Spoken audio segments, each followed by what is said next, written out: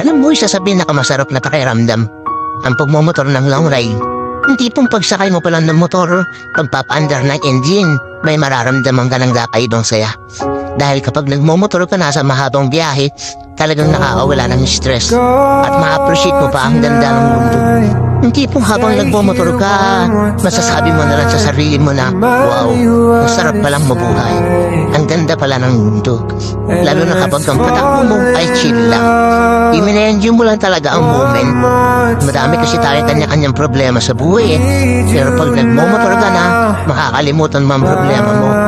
Lalo na kapag maganda ang view, maganda ang kalsada, tapos di mo namamalayan, nagkakaroon ka na pala ng positive mindset.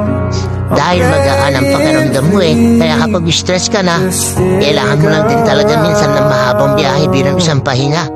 Ang weird, no? Kasi nakakapagod magmotor.